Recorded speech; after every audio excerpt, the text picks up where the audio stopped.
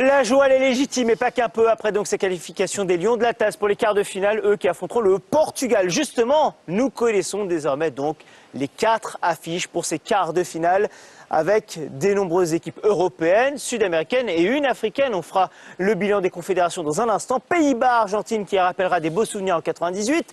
Angleterre, France, jamais d'affrontement entre les deux en match à élimination directe. Croatie, Brésil et donc Maroc, Portugal sont les 4 affiches des quarts de finale. Nous concluons donc ces 8e de finale. L'heure pour nous de faire un bilan également. Bilan en nombre de buts, par exemple. Par rapport à 2018, on est un petit peu plus élevé. Je pense que le Portugal, dernier match, le Portugal-Suisse a un petit peu aidé aussi. En 2018, après les 8e de finale, on était à 146 buts. Désormais, 148 buts avec cette Coupe du Monde en 2022. En plus, on a plus de buts, mais plus de 0-0 aussi. Sur cette Coupe du Monde, déjà 7-0-0 sur cette Coupe du Monde. C'est un record égalé pour plusieurs Coupes du Monde, en 2002, en 2006 ou encore en 2014. Mais bon, il y a d'autres matchs où il y a eu beaucoup de buts. L'Espagne a aidé à cela, par exemple, par 7-0 face au Costa Rica. On le disait, la représentation également des équipes.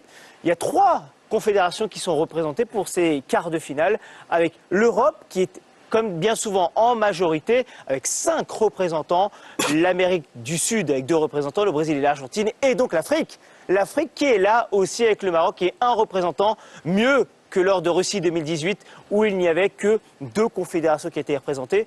L'Europe est certes devant, Emmanuel, mais l'Afrique est encore une fois là, et c'est ça l'élément capital. Ah ouais, c'est très important. On a au moins une équipe, je vous ai dit. Hein, écoute, quand on a cette année, l'édition de cette année était magnifique pour l'Afrique. On voit que l'Afrique, côté footballistique, on est en train de progresser, on est en train d'aller vers l'avant. Dans la même année, la Tunisie gagne contre l'équipe de France, le Cameroun bat le Brésil, le Maroc vient de gagner contre l'Espagne. Ouais. Quand même, c'est l'Espagne. Donc ça prouve qu'on est en train, on est sur de bons chemins. Maintenant, il y aura Maroc contre Portugal. Je compte sur les Marocains. On va tous les soutenir pour voir où ils peuvent aller. Une définition de l'équipe type potentielle des 8e de finale. Alors, vous le savez, ça reste toujours très subjectif. On en a parlé dans notre rédaction à New World Sport, avec notamment ce trio d'attaque Mbappé, Neymar, Gonzalo Ramos, qui est plutôt intéressant sur le papier. Bellingham et Paqueta qui ont été mis également dans ce milieu, avec Amrabat évidemment, Blind et Dumfries, les latéraux des Pays-Bas, avec Aguerd et Otamendi, et Alisson à la cage, malgré certes une large victoire des Brésiliens, il était précieux aussi pour les Sud-Coréens. Mamadou, vous validez à peu près, ça va? Ouais, il y a toujours des petites subtilités. Ouais, je n'aurai pas mis Neymar parce que. Neymar, on l'a mis.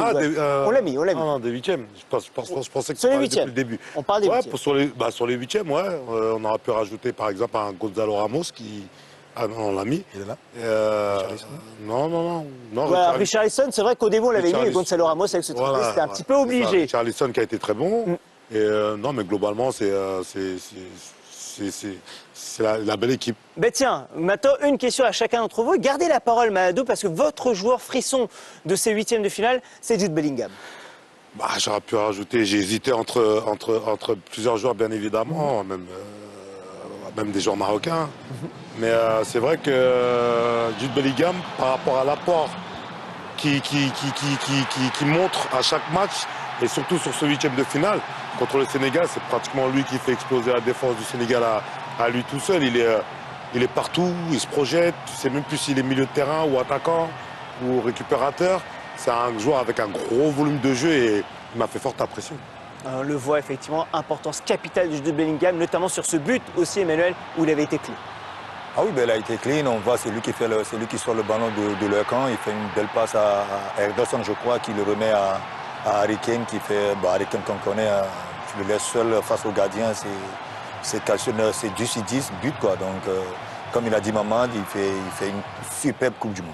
Et on le voit, ces chiffres derrière nous, notamment avec cet âge, notamment 19 ans et 58 jours, l'assist, la passe décisive pour un joueur en match à élimination directe, c'est tout simplement le plus jeune joueur à l'avoir fait en Coupe du Monde. Emmanuel, vous avez la parole, gardez-la pour votre équipe frisson de ces 8e de finale. Le Brésil, vous êtes obligé d'évoquer la Seleção.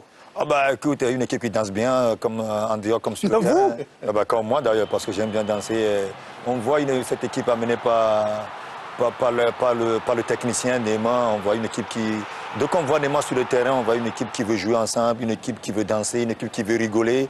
Avant tout, c'est un jeu. Et je pense que c'est quelque chose que les Brésiliens ont compris il y a très très longtemps.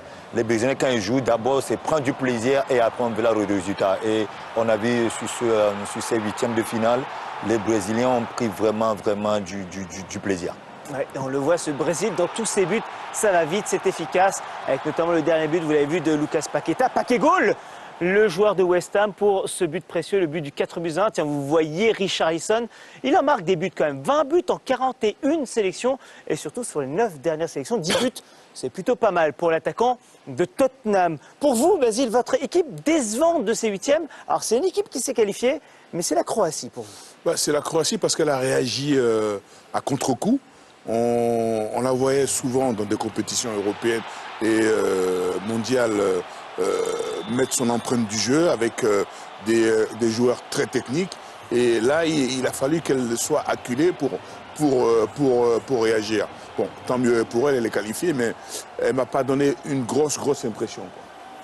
Voilà, on les voit ces images, malgré tout, à voir si ces Croates réussissent quand même à hausser le niveau de jeu face au Brésil. Ce ne sera pas la même en quart de finale pour les hommes de Zlatko Dalic. Le journal de la Coupe du Monde avant Alex Lumoris dans quelques instants. Quelques infos concernant notamment l'équipe d'Angleterre. On évoquait Jude Bellingham. Un joueur n'a pas participé à ce huitième de finale des Anglais face au Sénégal. C'est Raheem Sterling, on le disait. Lui dont la famille a été victime d'un cambriolage en Angleterre. Il est retourné en Angleterre auprès de sa famille. Et pour l'instant, l'incertitude demeure quant à son retour au Qatar. La presse anglaise évoque le fait qu'il pourra finalement rester auprès de sa famille et donc ne pas disputer ce quart de finale face à l'équipe de France. Une autre image qui est plus marrante, qui concerne Bukayo Saka cette fois. Raheem Sterling ne joue pas, Bukayo Saka lui joue. Regardez cette image, c'était aujourd'hui à l'entraînement, en l'occurrence, que ça s'est déroulé, où un grand ancien, c'est en l'occurrence David Beckham, qui va à l'entraînement, il va discuter avec Gareth Southgate tranquillement, et là, Bukayo Saka, timide, tout penaud.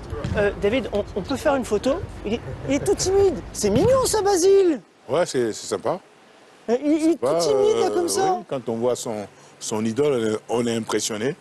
Et c'est aussi l'éducation et le respect en face d'un monument comme Beckham, quoi. Bon, en tout cas, on le voit, hein, effectivement, Bukayo Saka qui est précieux dans cette formation anglaise. On parlait de l'Angleterre qui affrontera l'équipe de France en quart de finale. Et cette équipe de France qui va a priori évoluer un peu sans Benjamin Pavard dans la suite de la compétition. On le sait, Didier Deschamps a été très véhément le concernant en expliquant que sportivement parlant, il n'avait peut-être pas sa place, Et son adjoint Guy Stéphane l'a confirmé en conférence de presse aujourd'hui. Alors Benjamin ne joue pas, ça l'empêche pas de s'entraîner, ça l'empêche pas de bien se comporter dans le groupe. Vous avez sûrement pu le voir dans les images de joie qu'il y a eu après le Danemark et après la Pologne. J'ai un peu discuté avec lui, évidemment qu'il est déçu, mais pour l'instant c'est un choix sportif qui est opéré. Et c'est l'avenir qui nous dira s'il reviendra ou pas. Bon, on a compris que Benjamin Pavard, a priori, ne devrait pas être de retour dans ce 11 de départ. Dernière info qui concerne Samuel Eto'o, le président de la fédération camerounaise. Alors on va le dire tout de suite, ça s'est déroulé lors du dernier match du Brésil face à la Corée du Sud, à l'extérieur du stade. Un youtubeur algérien qui vient de manière véhémente auprès de lui et Samuel Eto'o qui lui assène un gros coup de pied. On va être très clair, on ne va pas vous montrer ces images, on ne veut pas faire de publicité à cette personne, à ce youtubeur. En revanche, c'est la réaction violente pour le coup de Samuel Eto'o qui donne ce coup de pied. Le président de la fédération qui sur les réseaux sociaux s'est pleinement excusé, un long communiqué en langue anglaise et en langue française pour expliquer qu'il avait perdu son sang-froid, etc. Alors, on a d'un côté un président de fédération, de l'autre une personne qui est harcelée, puisque c'est le cas depuis de nombreux mois. Emmanuel, votre regard sur cette situation? Bah écoute, Samuel c'est un grand frère, quelqu'un que j'aime énormément, j'admire énormément, mais bon, après c'est vrai qu'on va pas, quand on est harcelé tous les jours c'est compliqué, c'est une personne, hein, c'est un être humain comme nous tous. Il a perdu le sang-froid, mais bon, je pense que là, on va lui dire, nous, les Africains qui l'ont adulé, qui l'ont aimé, de lui dire d'essayer de garder son sang-froid dans des moments comme ça, parce qu'il y aura beaucoup de gens qui vont le détester par rapport à la personne qu'il est devenu et ce qu'il fait pour l'Afrique. Donc c'est à lui d'essayer quand même de garder son sang-froid. Mamadou, c'est dur de garder son sang-froid malgré tout. Oui, comme tu l'as dit, il y a le président de fédération, mais il y a aussi l'être humain. Et l'être humain, des fois, peut être touché dans sa sensibilité et peut réagir parfois de mauvaise manière. Ça n'excuse pas son geste, mais on peut le comprendre. Mais comme Manu l'a dit, Samuel, c'est quelqu'un de très bien, que je connais bien aussi, qui n'est pas méchant, voilà, il doit regretter son geste, comme il l'a dit sur son communiqué, mais il faut qu'il puisse puiser même au fond de ses forces pour pouvoir garder son calme, parce que maintenant il occupe un poste important, à responsabilité, et ne doit pas faire ce genre de geste. Bon, on verra en tout cas ce qui se passera par la suite pour Samuel Eto'o, donc, avec ce genre de geste. On va nous